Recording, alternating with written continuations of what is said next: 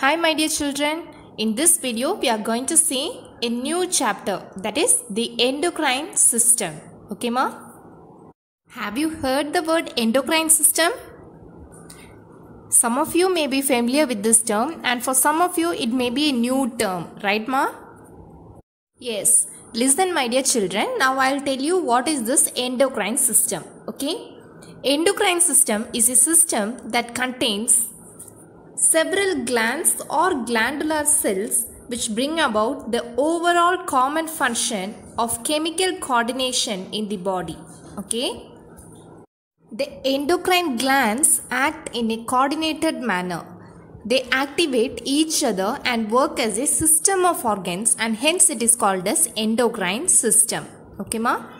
Now first I'll tell you what is system. A system is defined as a group of organs performing an overall common function. Okay? A group of organs performing common or similar function is termed as system. Okay, my dear children? My dear children, now I'll tell you the difference between endocrine glands and exocrine glands. Okay, ma? First, let us see what is endocrine gland. Endocrine glands are the ductless glands which pour their secretions into the blood. Okay, here the word secretions, it indicates hormones. Okay ma? Yeah. Then let's see about exocrine glands. Exocrine glands are the glands with duct that secretes the enzymes and other substances like useful salt, etc. And these substances are carried from the glands by ducts. Okay, so now I will tell you the major differences between endocrine glands and exocrine glands. Okay, the first difference is that endocrine glands are ductless glands, whereas exocrine glands are glands with ducts. Okay, then second difference, endocrine glands secretes hormones. Okay ma? Whereas exocrine glands, they secrete enzymes or any other substances like salt. Then endocrine glands are responsible for chemical coordination and thus they control the body activities, whereas in exocrine glands, they alter the rate of a chemical reaction in the body. Okay, now I think you all are familiar with the difference between endocrine glands and exocrine glands. Okay dears, next we shall see about hormones. Okay, my dear children, do you know what are hormones?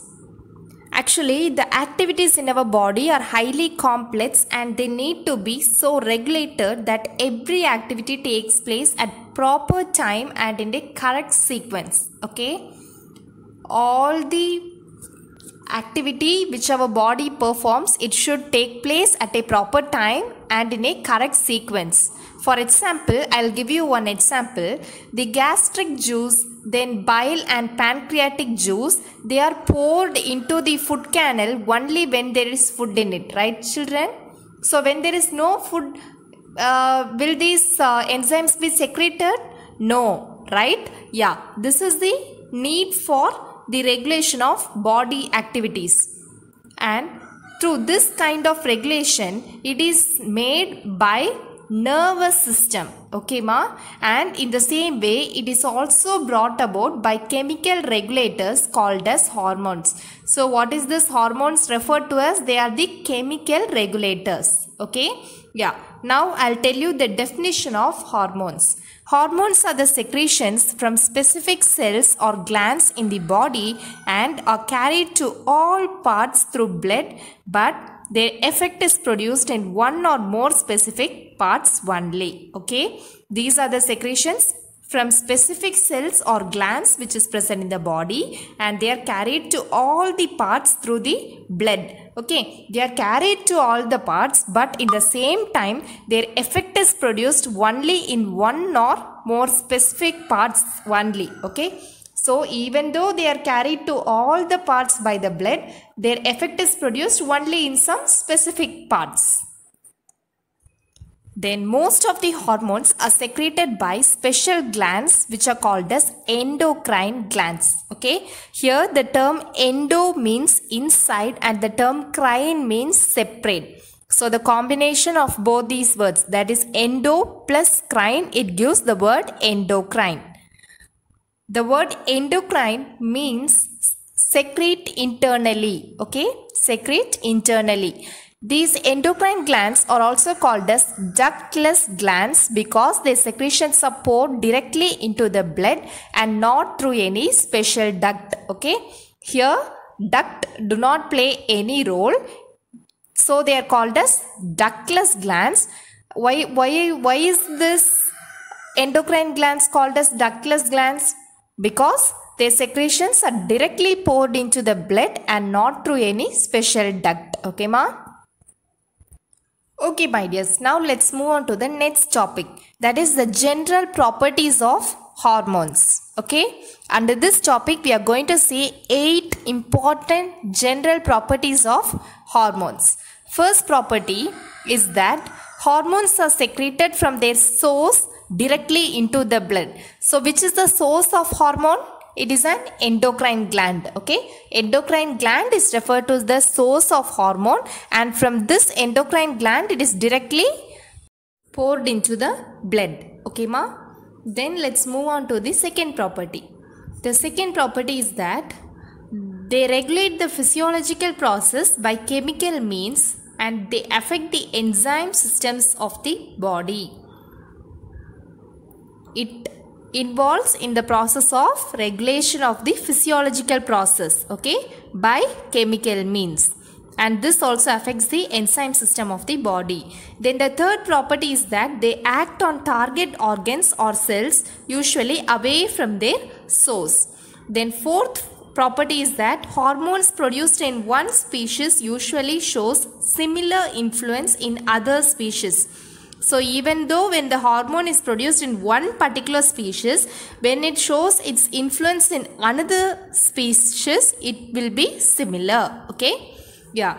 The next important property, they are produced in very small quantities and are biologically very active. Okay. These hormones, they are not produced in a big quantity. They are just produced in a very small minute quantities, but still they are biologically very active. Okay.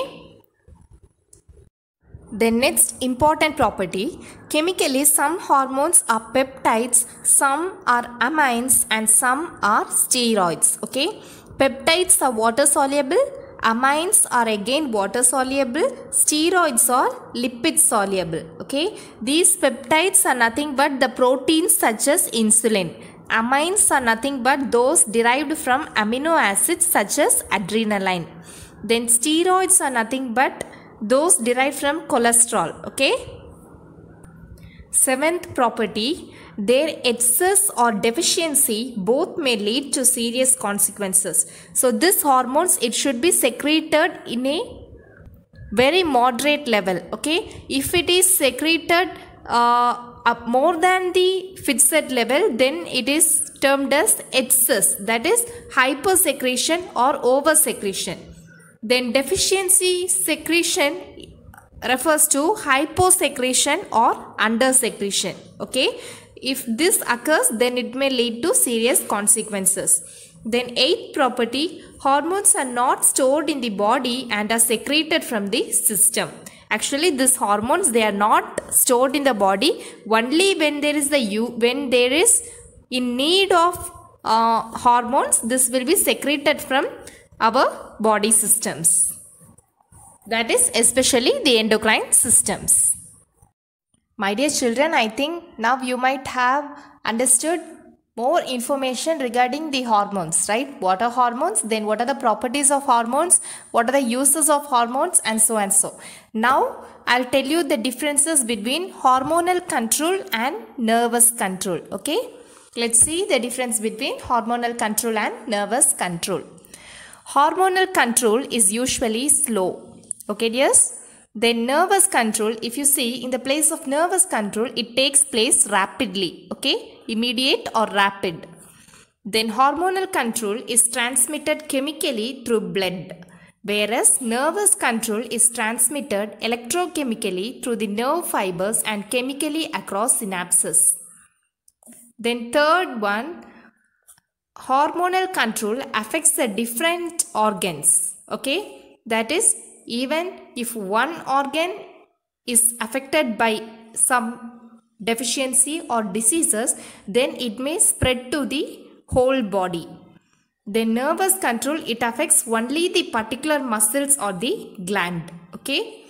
Then fourth difference is that hormonal control effect is short term or long lasting, whereas nervous control effect is only short lived. Then fifth difference is that hormonal control can affect the growth, whereas nervous control cannot affect the growth. Sixth difference is that hormonal control can bring about specific chemical changes and regulates metabolism, whereas nervous control, it does not influence the chemical changes and cannot regulate the metabolism. Seventh one, hormonal control cannot be modified by learning from previous experience. Okay, but if you see in the place of nervous control, it can be modified to some extent by learning from previous experience. Okay, dears?